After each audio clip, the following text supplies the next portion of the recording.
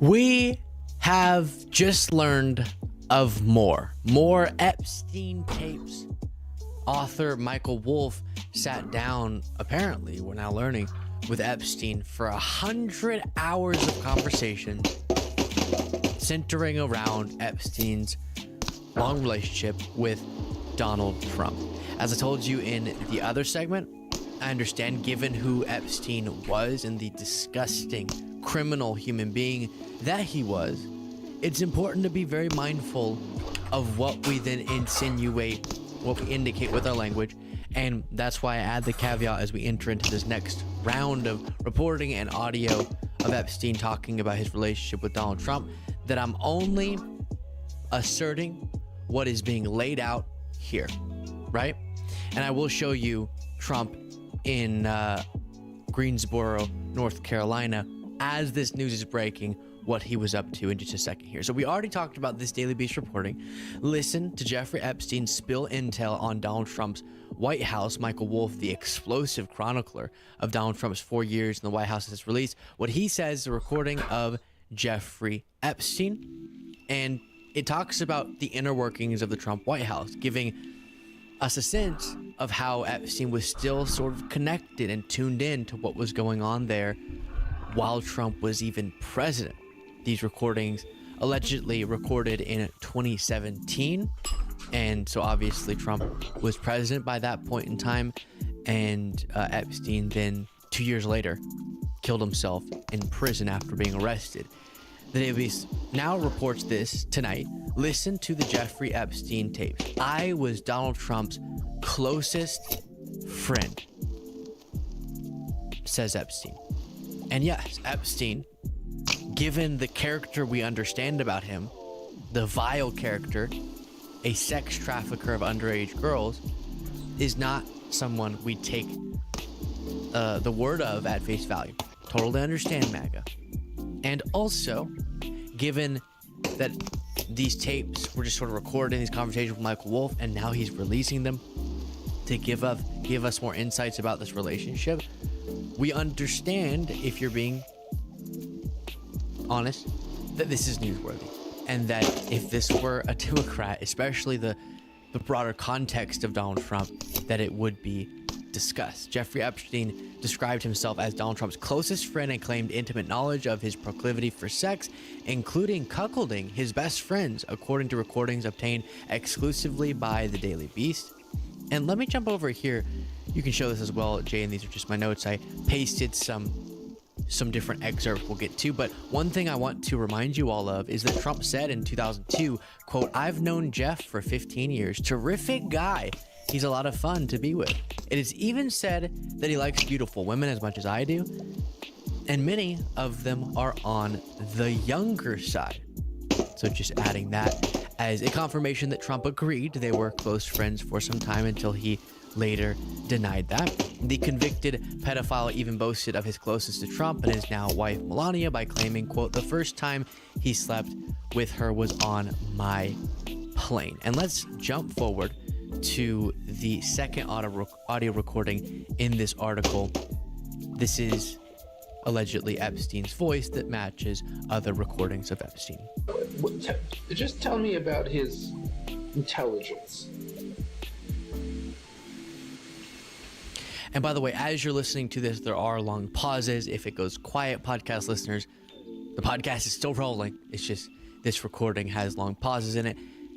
Please remember to, if you're watching on YouTube, to click the subscribe button. If you haven't yet, we're hoping to do something wonderful, which would be to get to 1 million subscribers. Think about that. And thank you all so much for getting us already to where we are, and very soon to that milestone. And so if you're not, please check that you are.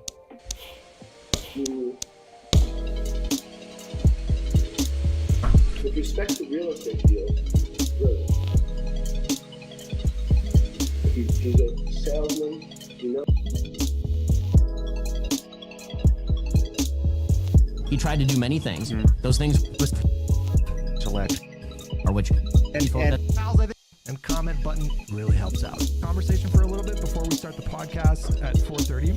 This is Honestly, and I'm Barry Weiss. There are no perfect political candidates, But what do you do when both candidates ahead a are little not bit. just imperfect? To me, incredibly unclear about what exactly his policies would be. He was all over the map. And then he was president. And then I could base my next vote on what he would be like as president because he actually was president. So, for example, you mentioned, I say that he was anti-free markets. Obviously, he wasn't as president of the United States. That he would be anti-religious liberty. I got a comment in the YouTube chat. I'm old enough to remember when Hutch was with Machinima Respawn and now he dove off the deep end into politics. Off the deep end into politics. I swear, there's this phenomenon that we can observe where I'm assuming this person is like MAGA or MAGA adjacent, where they think Democrats are literally like all of us are like Marxists. And we want to end capitalism and we want to destroy God and blah blah blah blah blah. If you think I'm off the deep end, oh boy, I've got some other creators for you to watch. He obviously wasn't as president of the United States. He appointed justices to the Supreme Court who I generally thought were quite good, right? Which is something that I doubted in that column. And so all you could do is sort of base your forecast for the future on past performance. There was no past performance. There was just the stuff that he had said at that point in the campaign.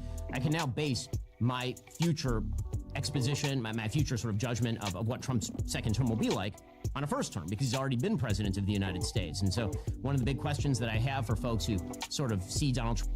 I don't think it's that complicated with Ben Shapiro. There is no career that most people can have being a Republican who's anti-Trump. Some people have turned it into a career. Tim Miller, some of the Lincoln Project guys, and you know, it's a really small pool of like anti-Trump Republicans. If you want to be a political commentator and you're of a right-wing persuasion, you are going to make a lot more money if you lean into MAGA, if you go along with the MAGA movement. Ben has been really successful. He makes a lot of money. And I'm just going to make this assumption that he is not supporting Trump because he actually thinks that Trump is a suitable leader or that, you know, Trump is capable of being a good leader. I think he's just doing it because you can make a lot more money catering your content to MAGA and anti-woke stuff. Trump is this Hitlerian, Mussolini. In 2016, Ben Shapiro was a never Trumper. I don't know. Did all of you guys know this? He was a never Trumper. He left, what's that one conservative outlet? Breitbart. He used to work for Breitbart. And he left Breitbart because Trump's campaign manager at the time, Corey Lewandowski, grabbed a woman reporter from Breitbart, grabbed her arm a little too hard when she was trying to get closer to Trump to get some kind of a quote or whatever. And then Trump, in solidarity with this other journalist, quit Breitbart and said he was not going to be voting for Donald Trump. That's Ben Shapiro's origin story. That's how, you know, that's what kind of thrust him into the mainstream. And then as we got into the Trump era, when Trump was president, Ben basically, you know, he would rebuke Trump every once in a while, but it would be really kind of light rebukes, you know, and he's been doing that ever since. The ask figure is, if that's true, then why didn't we see that in term one? He tried to do many things. Those things were generally unsuccessful in terms of, you know, his excesses. And so this. I'll just never understand this logic. Like, you know, yeah, he tried to steal the election, but he was unsuccessful. Therefore, we shouldn't be afraid of a second Trump presidency. I do not understand that. That is really insane to me. Just really, really, really insane.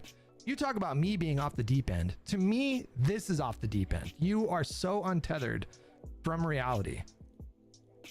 If you hear Ben say this, well, he didn't get away with all the authoritarian stuff that he tried to do. He didn't get away with all the criminal stuff he tried to do. He didn't get away with all the corrupt stuff that he tried to do. You know, he wasn't actually successful at, you know, insurrecting the government. Therefore, you know, our institutions are strong enough to withhold against somebody who, or strong enough to stand against somebody who will test those institutions through corrupt means, through illegal means. Therefore, we should just let him be president again. It's just, you know. But in order for Ben to take this position, he would have to be comfortable with a short-term loss of revenue, because he would lose viewers, he would lose subscribers, he would lose paying customers. It would be a short-term loss. I don't think it would be a career killer for Ben Shapiro. Ben Shapiro is big enough at this point that he can lose some of his audience and maybe try to appeal to more moderates, and he'd still do quite well for himself. But I just assume it's because he's making so much goddamn money that he doesn't want to jeopardize that. The sort of question that I have that people keep bringing up, they'll say, well, he'll try to do the same thing in 2028 that he did in 2020. And the question I have is, what evidence do we have that he would attempt to stick around for, say, a third term? Is that like a real worry that people have? When people say that he's going to overrun the constitutional barriers. The fact that we even question it, that should be like, if you're asking the question like, is he going to try to stay in power beyond what's constitutionally allowed for? Like, would he try to do that? The fact that we're even asking the question is in itself disqualifying, because we know Kamala Harris will not do that. We know Joe Biden will not do that. We know that any mainstream Democrat that would have a chance in the primaries in 2028, for example, we know none of those people are going to try to do what Trump tried to do in 2021. He may have attempted to do that, and then he was checked at every point. Whereas I think that actually the system is less built to stop, I would say, the sort of fine-grained excesses of the Democratic Party that is intent on actually changing many of the systems and changing the status of normalcy. So, for example, Kamala Harris has vowed to get rid of the filibuster. If you get rid of the filibuster, that means that you can presumably add 2 states. That challenges the Senate balance permanently. She's talked about packing the Supreme Court. She's talked about wealth tax. I mean, listen, I tend to think that Puerto Rico should have statehood. I don't know what are the arguments against it having statehood. I don't really understand what are the good arguments there, like they're an American territory. I feel like they should get, but I'm not so sure it would be 2 safe blue seats. Like, I think odds are in Puerto Rico, it would be 1 blue seat and 1 red seat, or 2 red seats even. I mean, like, there's a lot of like socially conservative people in Puerto Rico. I mean, DC is another case too, where like, how many people live in DC? How many people live in the District of Columbia? 671,000 people. If we gave them statehood, it would be a small state, but it would not be the smallest state. Like Wyoming, for example, I think Wyoming's only like 300,000. Wyoming population, maybe 500,000, 581,000. What about Montana? 1 million. What are the smallest states? States ranked by population. This is from numbers from 2023. The smallest state is Wyoming at 584,000. And how many people lived in the District of Columbia? 671,000. Second lowest ranked is Vermont at 647,000. So it would be a small state, but it would be the 3rd smallest state. So like, why are they entitled to representation in Congress when District of Columbia is not? Why is Wyoming have 2 senators, but District of Columbia is not? I mean, obviously I favor District of Columbia getting statehood because that would for sure be 2 blue seats. And so strategically it makes sense to me, but what's the argument against these people having their own state? Like, what's the good argument against that besides it would hurt Republicans? She's talked about passing into law certain federal legislation that she could do with 51 votes that Donald Trump has never talked about. In fact, if you look at sort of the spectrum of political opinion right now, Donald Trump positionally is closer to the middle on many of these issues than Kamala Harris is. We would have to explore that. Like, I don't know how like the average person feels about like being a part of NATO, for example. Like, Donald Trump has openly just floated the idea of leaving NATO. Or kind of quiet quitting NATO during his 2nd term. I feel like that is really extreme, well outside of the mainstream. I feel like even a slight majority of Republicans favor aid to Ukraine, for example. And I think broadly, support for Ukraine aid is like 60-65% in this country. We would have to go issue by issue. There's some issues that technically Ben is correct that, like, for example, like deportation, like mass deportation is actually favored by like 60-65% of the country, according to recent polls. Immigration just broadly, the electorate has shifted so far to the right in the Trump era. And so he has for sure moved the Overton window a bit on some issues. But this idea that Donald Trump is like writ large, like a centrist, am I using that phrase right? The idea that he's broadly a centrist is a bit incredible to me. Which is one of the weirdnesses of this election. Sam, do you want to respond to that, especially to the question of Ben's point being that, if he was such a strong man, if he had such Hitlerian fascist tendencies, and Kamala Harris has called him a fascist, why didn't he do fascism in his 1st term? He did, though. He literally did. I mean, it's like a fascist playbook. Like what he did after the election, leading up to January 6th, and then on January 6th, is just straight out of an authoritarian playbook. Just plucked it right out of the playbook that many a dictator in times past has used. Well, as Ben said himself, he was checked by people around him, right? And the concern now is that he would have not General Milley and McRaven and McMaster and John Kelly and serious people like that. He'd have My Pillow guy and Mike Flynn and a rogues gallery of enablers and sycophants and loyalists, right? I mean, that really is the concern, and that's why I think Ben can't draw the lessons he's drawing from the first term and broadcast them onto the second, right? I mean, we know what Trump says he wants to do, and he wants to do crazy things, like in turn something like 12 million illegal aliens in something like concentration camps and deport them, right? And if you picture what this would do to our society, it's just a moral abomination, right? I mean, just to take this narrow case, I mean, maybe we want to talk about immigration and the southern border, and about which I think Ben and I are going to largely agree. But I'm pretty sure I don't want to live in a country where millions of children who are American citizens, right, who have one or more parent who isn't a citizen, watch their parents get deported, right? If you just imagine what that would look like. Now you might think, well, Trump's never going to do that, right? You're going to grade him on a curve, and you're going to take him seriously, but not literally, etc. But you could do the same thing with Kamala Harris. When Kamala Harris says she wants to do a wealth tax, we all know that she's not going to be able to do that. She's certainly not going to be able to do that if she doesn't have a House and a Senate and a Supreme Court, and she seems to be likely to have none of those things at this point if she wins. But no, so take her seriously, but not literally, right? I mean, there's a double standard here in the way partisans think about, partisans for Trump think about what he says and bracket everything he says as just political theater. But I want to come back to something you said to Ben. Just, all of his words at this point on this topic could be used against him, right? And this change of heart, I think is worth examining, because I think we lose sight of just how not normal Trump is as a candidate. I mean, I think, Ben, if I had told you 10 years ago that you would one day support a presidential candidate who bragged about owning a teen beauty... Exactly. This is like the standard frog in the pot of boiling water argument. It would have blown Ben Shapiro's mind. He might have even been disappointed in himself if he went back in time and listed all the things that Donald Trump did, and then told Ben, like, 10 years from now, you're going to be okay with this. I bet you anything, 10 years ago, Ben would have been like, pageant. But how much money am I going to make? I'm sure he would have done that as well. So that he could barge into the dressing room and ogle naked underage girls, right?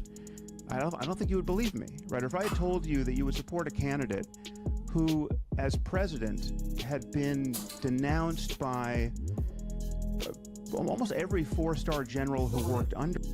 That's one Trump story that it just blows my mind that one got so overlooked. In the 2016 cycle, there were so many stories coming out about Trump every day. So I guess I can understand how some stories get like lost. A golden retriever, but cat, There were several there's no like golden Miss Teen USA contestants. These girls were under the age of 18, and they were doing beauty pageants. And Donald Trump bought Miss USA, which gave him ownership of Miss Teen USA. The only according to not one, not two, not three, but several Miss Teen USA contestants, Donald Trump would just walk into the dressing room while they were getting changed.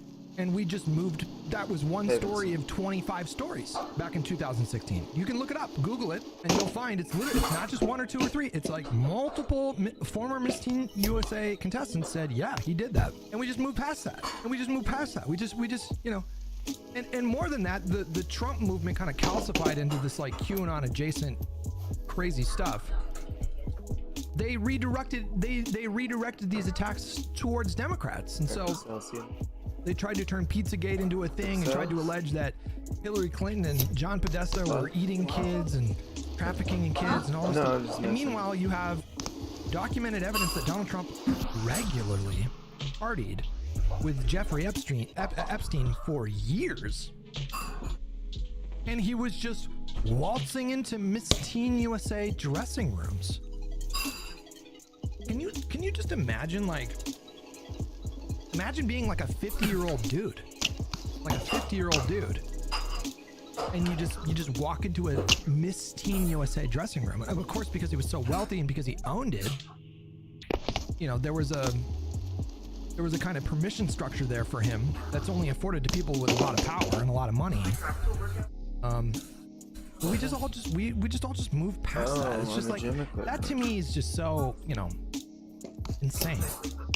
If a 50-year-old guy, just a random guy off the street, walked into a Miss Teen USA dressing room, They have like some kind of security would jump on that person right away, and they would be arrested.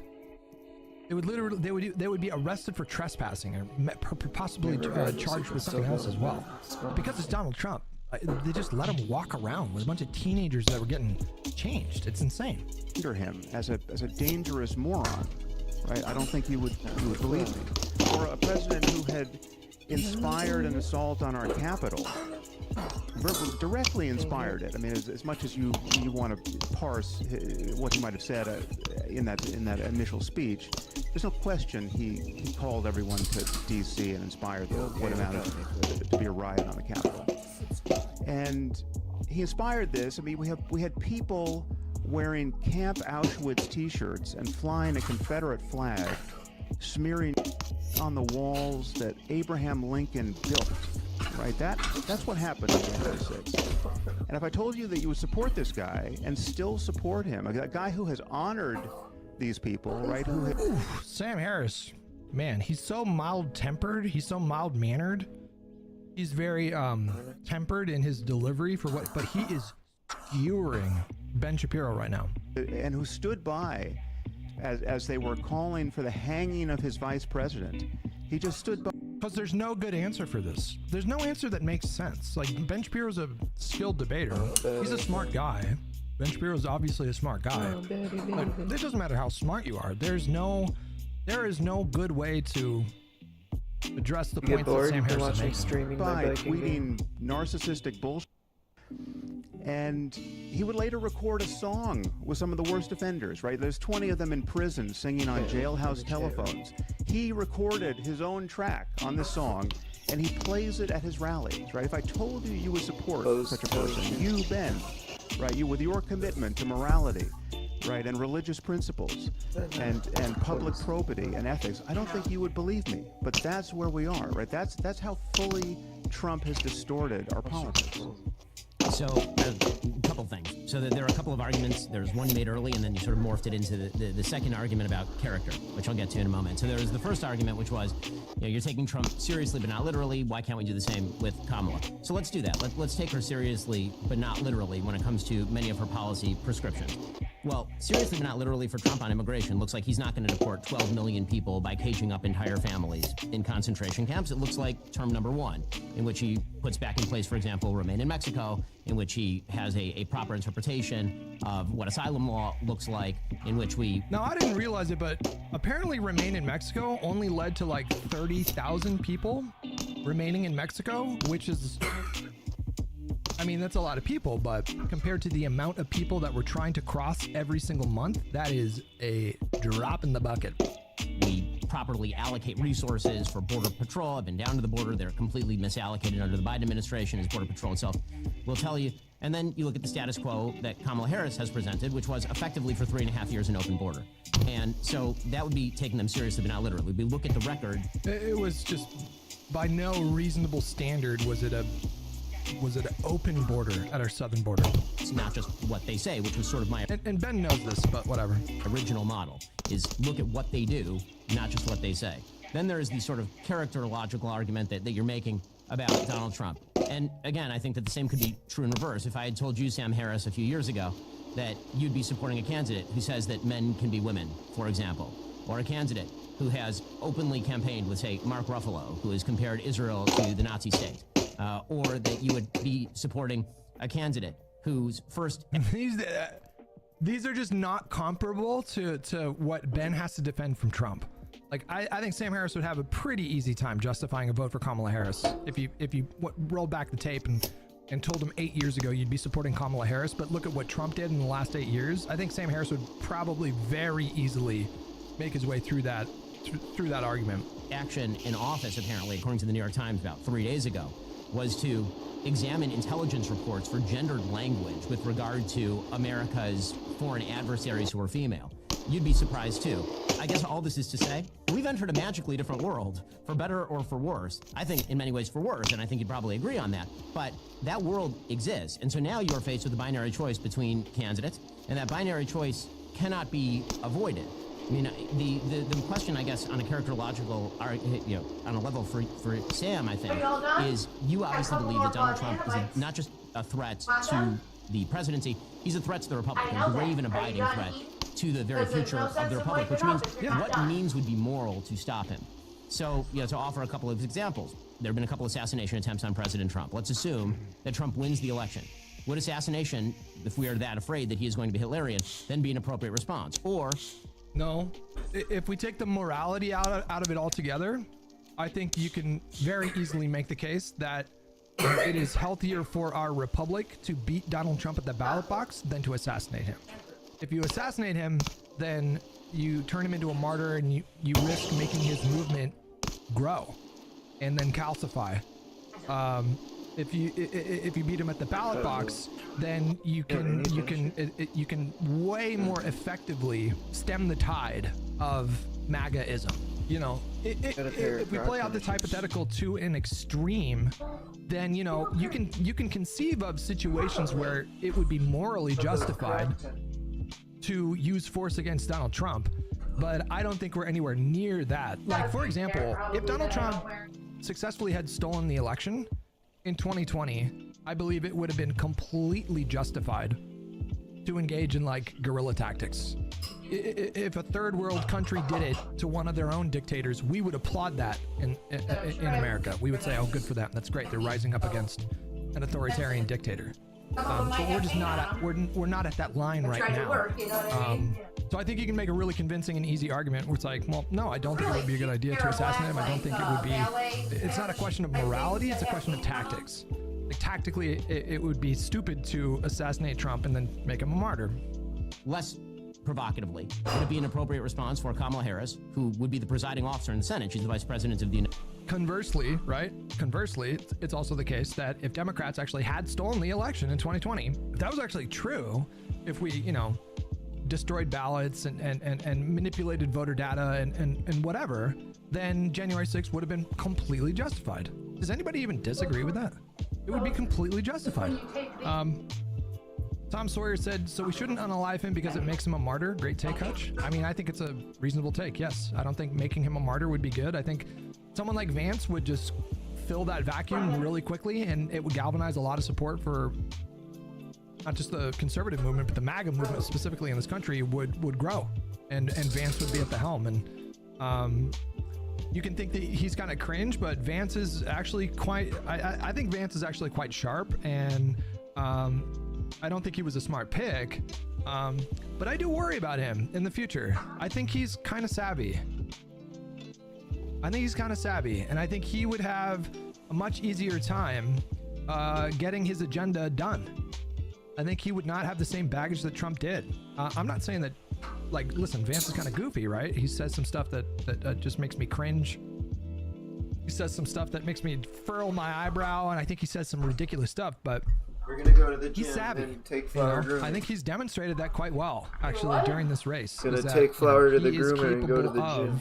of channeling Trump's strengths and without a lot of Trump's baggage. So like his standoffishness with the media, like Trump's whole strategy with the media, for example. I mean, I don't know for sure about my membership.